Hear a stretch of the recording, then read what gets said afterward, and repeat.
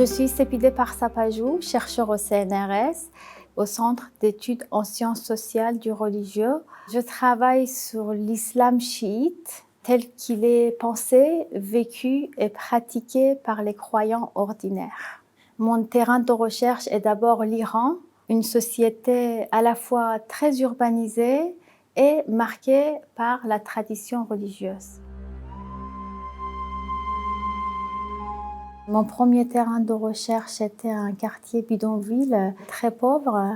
Quand j'ai commencé mon travail sur ce quartier, petit à petit, j'ai découvert un ordre invisible que j'ai essayé de comprendre et de décoder lors de ma thèse.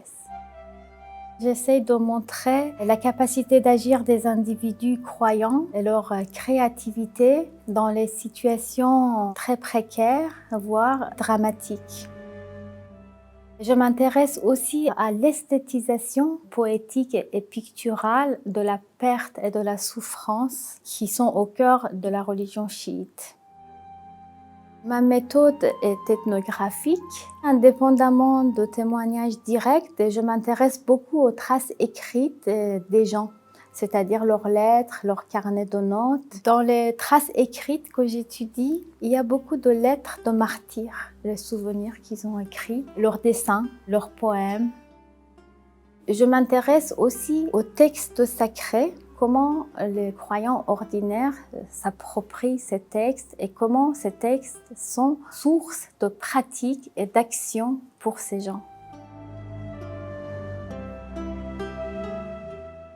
Notre laboratoire est un laboratoire interdisciplinaire. Il y a des philosophes, il y a des historiens, il y a des sociologues, il y a des anthropologues. Nous avons des séances d'échange.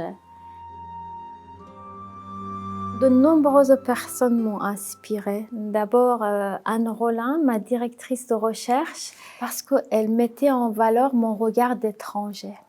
Anne Rollin m'aidait beaucoup à me dire que ce que tu fais, c'est une anthropologie en alternance entre l'Iran et la France. Ton regard sur la société française aussi est intéressant. Ça, c'était très important pour moi. La deuxième personne qui m'a beaucoup aidée, à qui je dois vraiment énormément, c'est Colette Pétonnet. Et la première chose qu'elle m'a dit, c'était « Arrête de me lire. Arrête de me lire parce que tu vas perdre ta propre pensée. » Et ça, c'est vraiment rare. Elle est décédée en 2012, un an après la soutenance de ma thèse. Mais c'est un peu comme si elle m'accompagne toujours.